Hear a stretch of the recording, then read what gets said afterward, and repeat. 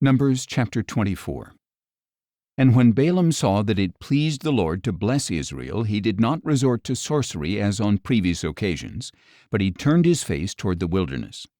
When Balaam looked up and saw Israel encamped tribe by tribe, the Spirit of God came upon him, and he lifted up an oracle, saying, "This is the prophecy of Balaam son of Beor, the prophecy of a man whose eyes are open, the prophecy of one who hears the words of God, who sees a vision from the Almighty, who bows down with eyes wide open. How lovely are your tents, O Jacob, your dwellings, O Israel! They spread out like palm groves, like gardens beside a stream, like aloes the Lord has planted, like cedars beside the waters. Water will flow from his buckets, and his seed will have abundant water. His king will be greater than Agag, and his kingdom will be exalted. God brought him out of Egypt with strength like a wild ox to devour hostile nations and crush their bones, to pierce them with arrows. He crouches, he lies down like a lioness who dares to rouse him. Blessed are those who bless you, and cursed are those who curse you." Then Balak's anger burned against Balaam, and he struck his hands together and said to Balaam, "I summon you to curse my enemies, but behold, you have persisted in blessing them these 3 times. Therefore flee at once to your home.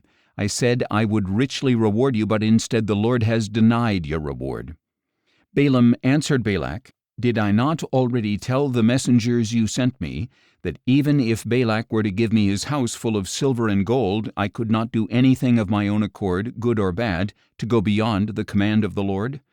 I will speak whatever the Lord says. Now I am going back to my people, but come, let me warn you what this people will do to your people in the days to come."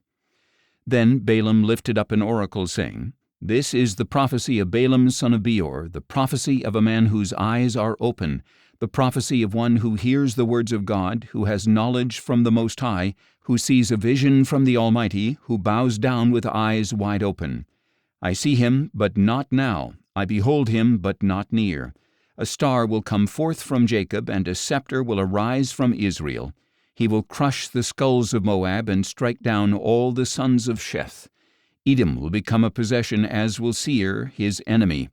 But Israel will perform with valor. A ruler will come from Jacob and destroy the survivors of the city." Then Balaam saw Amalek and lifted up an oracle, saying, "Amalek was first among the nations, but his end is destruction." Next he saw the Kenites and lifted up an oracle, saying, "Your dwelling place is secure, and your nest is set in a cliff. Yet Cain will be destroyed when Asher takes you captive." Once more Balaam lifted up an oracle, saying, "Ah, who can live unless God has ordained it?